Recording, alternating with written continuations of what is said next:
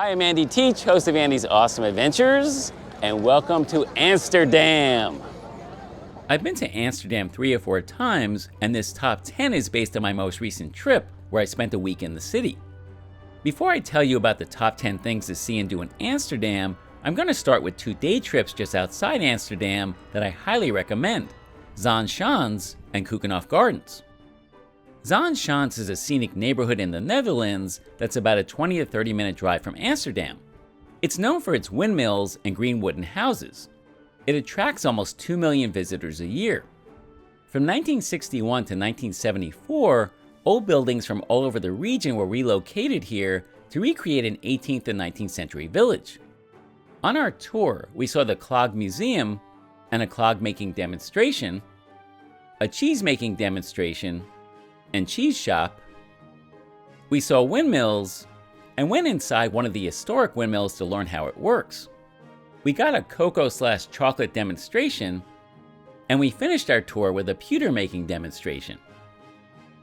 Keukenhof Gardens was the reason why we visited Amsterdam in mid-April. It's about a 30 to 40 minute drive outside Amsterdam, and it's only open from mid-March to mid-May. It's located in Lis, and it features 7 million newly planted flower bulbs, including millions of tulips, and the flower displays are stunning.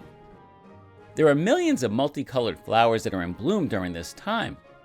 In addition to seeing the flower displays both inside and outside, you can also take a 45-minute canal cruise that takes you to colorful flower fields as the rows of flowers seem endless. We were extremely happy it was a sunny day when we were there. Now for the Amsterdam Top 10. Number 10, and most people aren't going to have this in their top 10, is taking a tram ride around Amsterdam, in this case from Leidseplein to Dam Square. Some people might just see this as a means to get from point A to point B, but I really enjoyed the journey and the scenery along the way. It's just a really cool way to see some of Amsterdam's landmarks in a short amount of time. We were staying in Leidseplein, and we rode the tram to both Dam Square and Centraal Station.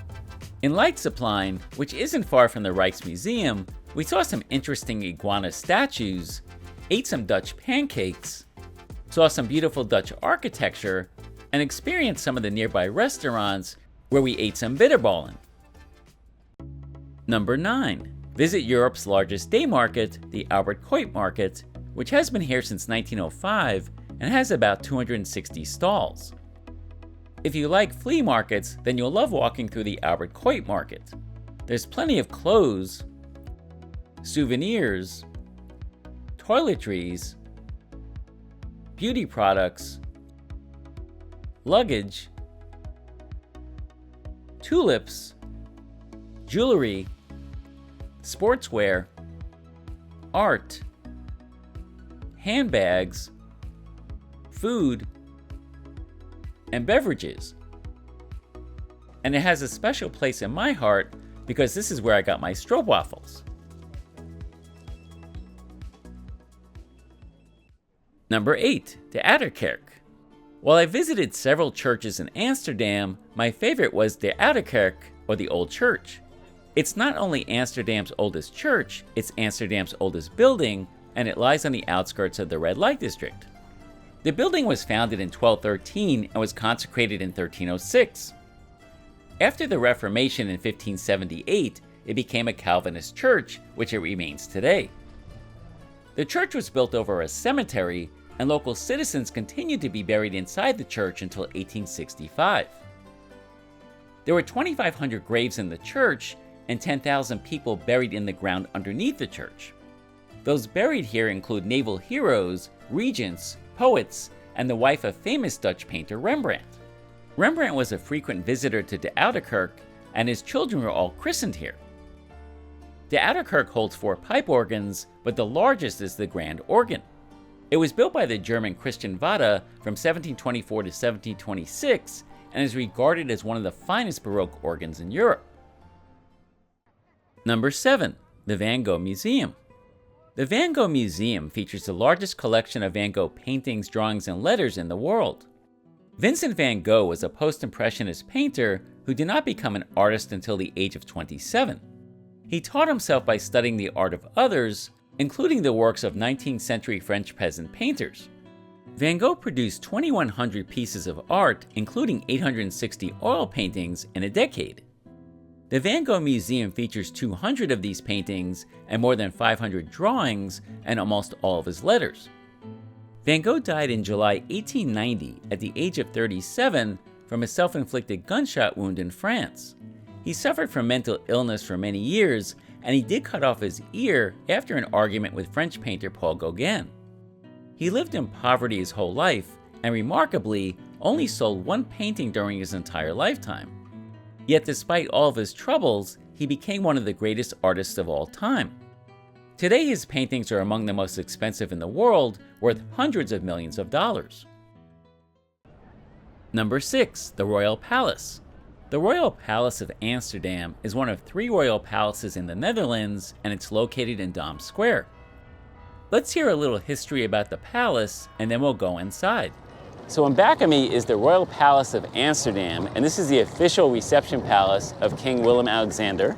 So the Royal Palace was originally built as a city hall for the magistrates of Amsterdam, and the first section opened in 1655. And actually Napoleon's brother became King of Holland in 1806.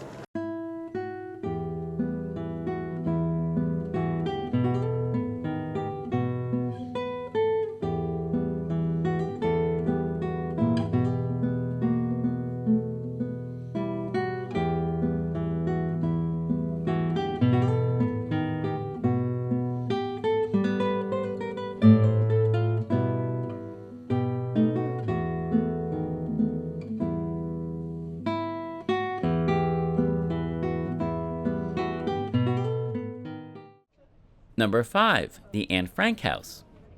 The Anne Frank House is one of the most famous houses in the world, and the Anne Frank Diary is perhaps the most famous diary in the world.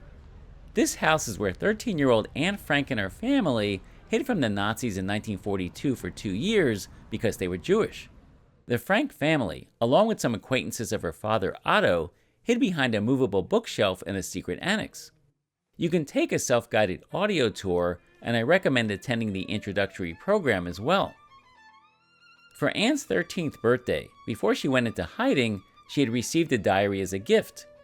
She would write about her life in the secret annex, but also about what she felt and thought, and she also wrote short stories. However, everyone in hiding was discovered in August 1944 and were sent to concentration camps. Both Anne and her sister Margot died from typhus in the Bergen-Belsen concentration camp in February 1945. In fact, only Anne's father Otto survived among those who had been in hiding. He read that Anne had wanted to become a journalist, and friends convinced Otto to publish her diary, which he did in June 1947. It eventually was translated into 70 languages, and tens of millions of people around the world became touched by Anne's writings. Number 4. The infamous Red Light District. Many people are more curious about the Red Light District than any other area in Amsterdam, so here are answers to some of your questions. Is prostitution legal in Amsterdam?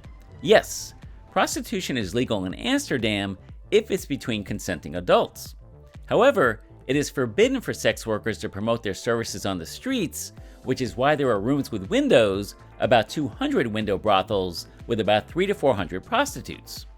The sex workers pay rent, about 80 to 100 euros during the day and 150 to 180 euros at night. Condoms will almost certainly be required. How much do the sex workers charge? Window prostitution is 50 to 100 euros for 15 to 30 minutes. Prices are negotiated at the entrance. 50 euros is the starting price for 20 minutes of sex, nothing less. How long has Amsterdam had a red light district? De Wallen is the oldest district in Amsterdam, and prostitution in Amsterdam dates back to the 13th century. By 1478, it was so widespread that attempts were made to contain it. And by 1850, Amsterdam had a population of 200,000 people with 200 brothels. It was in the 19th century that brothel owners began to use red gas lights to alert potential customers. Napoleon's army came here in the 19th century when prostitution was still illegal, and Napoleon lifted the ban on brothels and instituted health checks to stop venereal disease. In 1911, there was a ban on owning brothels, but prostitution was not illegal. The Netherlands officially legalized prostitution in 2000, but prior to that, the laws against it were not enforced. Number 3. The Rijksmuseum. The Rijksmuseum in Amsterdam is one of the most popular museums in the world. It first opened in 1800 as the National Art Gallery located in The Hague. It was moved to the Royal Palace in Dam Square in Amsterdam in 1808. The current building dates from 1885 and was built by architect Pierre Cuypers in a style inspired by medieval cathedrals. It has a collection of 1 million objects from the years 1200 to 2000, of which 8,000 are on display. The basement features special collections from the Middle Ages from 1100 to 1600. The first floor features works from 1700 to 1800 and 1800 to 1900. The second floor contains many works of the 17th century Dutch masters, such as Rembrandt and Vermeer, from 1600 to 1650 and 1650 to 1700, and also features the Gallery of Honor and the Night Watch Gallery. And the third floor presents works from the 20th century, from 1900 to 1950 and 1950 to 2000. Number 2. Dam Square, featuring the Royal Palace and the National Monument. Whenever I visit a European city, the first place I go to is the main square, because it's the heartbeat of that city. In Amsterdam, that is Dam Square, and there's lots to see here. We've already visited the Royal Palace, and going around the square clockwise, there's the newer Kerk, or the new church, various stores, a department store, the National Monument, some hotels, Ripley's Believe It or Not, and Madame Tussauds Wax Museum.